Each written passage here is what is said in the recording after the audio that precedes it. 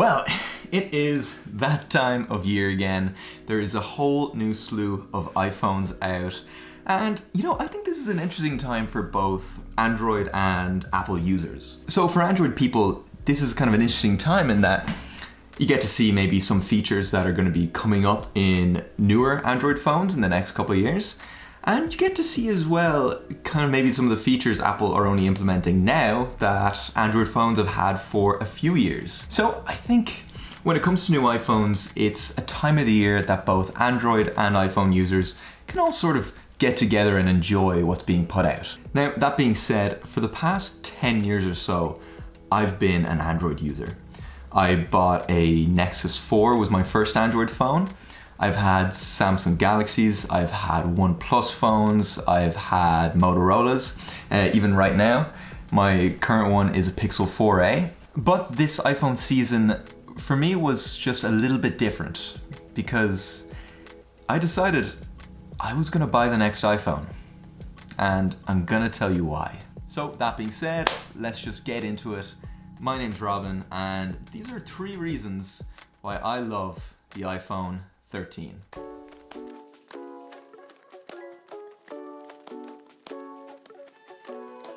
So number 1 is the cinematic mode. Now, this is one of the things at the keynote that I think got a lot of people's interest, and it was certainly the one thing I was most intrigued to try out when I got the... So the idea of portrait mode video isn't necessarily something entirely new to Apple.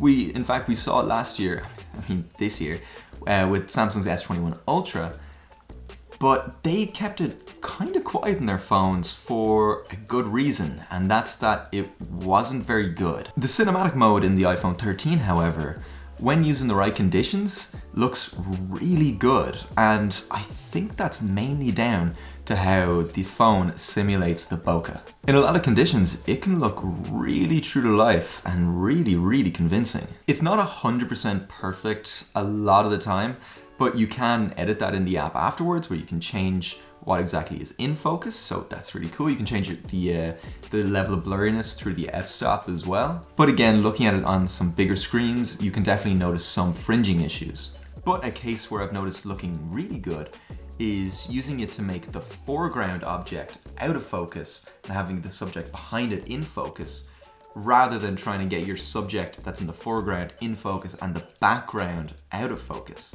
So overall, it's not perfect. It's kind of funny that it's called cinematic mode despite being locked to 30 frames a second. So in the future, hopefully they're gonna release an update that'll include 24 frames a second or 25 if you're in Europe. And maybe again in the next generation of phones, we'll see that be 4K video rather than 1080, but that's most likely a restriction and a limitation of the processor inside the phone at the moment. So the second thing that I love about this phone is the design. This sort of flat edge, round corner design isn't new to this phone. We first saw it in the iPhone 12 last year, but even before then, we saw it in the iPhone 4.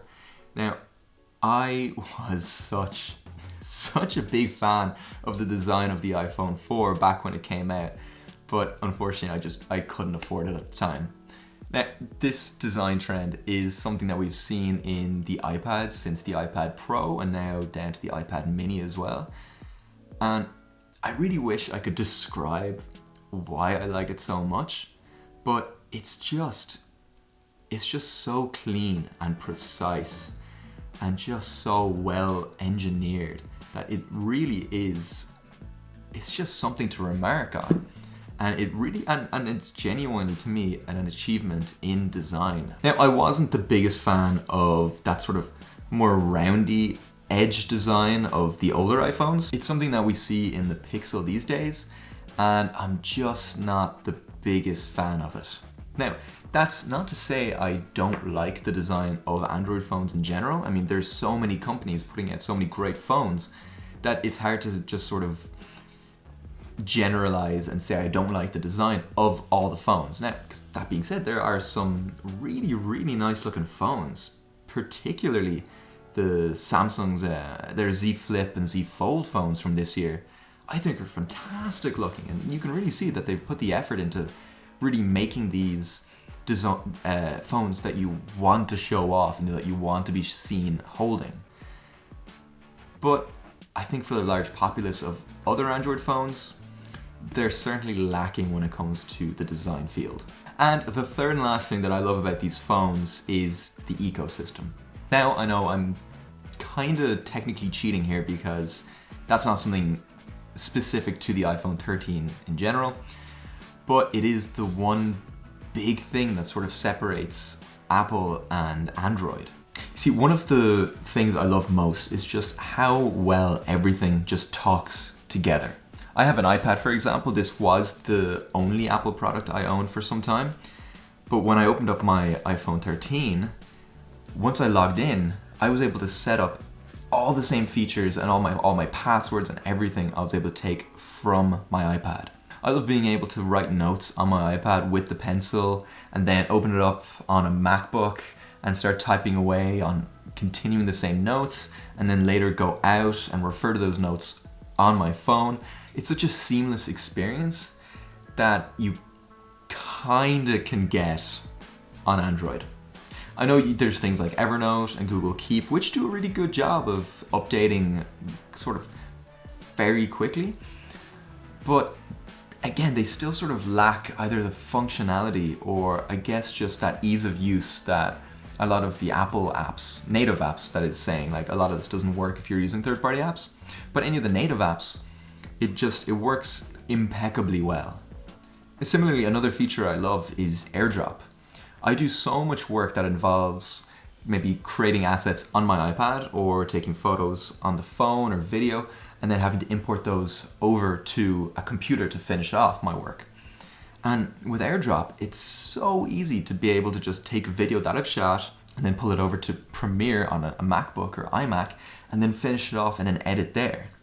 Now, I know Android does have the nearby feature, which it does work really well with other Android phones, but it doesn't work with PCs at all. It only works with Chromebooks. And yeah, that makes sense, but I think you'll find most Android users probably use a PC laptop versus a Chromebook. So if there is any sort of Chrome extension or plugin or something that would make that work, that feature would be so much more useful. Maybe we'll see that with Windows 11 now that it can somehow run Android apps kind of through the Amazon store, I guess. So again, it's yet to be seen, but one of the things that I simply just love about the Apple ecosystem is AirDrop. And lastly, it just has an incredible suite of creative apps that you just can't get on Android. Things like Procreate or one of my favorite apps, Glitch. These are just apps that are a lot of fun and just aren't available on the Android store. So I got into Android around the time when Google Glass was in the works, and we were just a couple years off from smartwatches, so it was sort of this really exciting time when everything kind of looked like we'd be running this sort of one Google experience, that everything would work through this and it would all work seamlessly and effortlessly, that you could have your Google Watch and your Google phone, Google earbuds, and everything would just work seamlessly and you just have a great experience. And that's sort of the promise that I bought into Android at some point expecting. And I know you should never buy hardware based on the promises of what it could be down the line. That goes for pretty much anything, even video games. But that's I guess the dream that I believed that Android could be. But 10 years down the line, we're still nowhere nearer to smart glasses or having an Android watch. We have Wear OS, which is fine, but it's still not quite the experience that I kind of hoped it would be all those years back. Whereas coming into the Apple ecosystem this year, everything that I wanted Google to be all those years ago, Apple is now. And honestly, it pains me to say, you know? I was always, for the longest time, I was like that Android snob who just turned their nose up at anything at Apple because it was overly priced and it was dumb and the battery life sucked and the OS was nothing as good or as customizable as Android was. But it's funny because looking at my phone history, I never wanted anything customizable. I had the Nexus phone, which had stock Android. I had the OnePlus phones, which was running a version of stock Android. I had Motorola, which was running a version of stock Android. The only thing that doesn't sit within that was I had a Galaxy Note 2. And I hated it. I hated the UI that it had. So I just wanted something that was just designed to work. And at this time, 2021, that's what Apple is. And it kind of pains me to admit it. But that's not to say everything is perfect. Obviously, when you are locked to one ecosystem like Apple is, you'll find that they have the choice to make anything whatever price they want to. So yeah, all the accessories are way too expensive and don't necessarily work particularly well. Like the MagSafe battery, it's less than 2,000 milliamp hours and it's like $130 in Canada. That's insane. And that leaves third-party companies to sort of pick up the pieces and make cheaper alternatives to what they offer. So that is definitely the downside when it comes to the Apple ecosystem.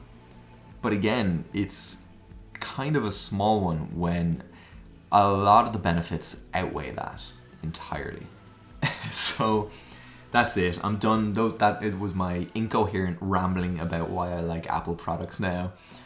Again, I'm not going to totally dismiss Android. I'm going to keep using my Pixel 4a. I'm really excited to get a look at the Pixel 6 and pretty much everything that Android has to offer from here on out. I think, it's an extremely exciting and great time to be a fan of tech. And frankly, I think we can all just benefit from what all the companies have to offer. So if you like this, please let me know by either hitting me a like or a dislike or letting me know in the comments. And if you have any questions or comments, you know where to leave them. And while you're at it, I'd really appreciate it if you subscribed as well, because I have a lot of fun doing these videos. My name is Robin. You can follow me on my socials, which I'll put right here. And for the most part, this is it. Thank you for having me, and I'll see you in the next one.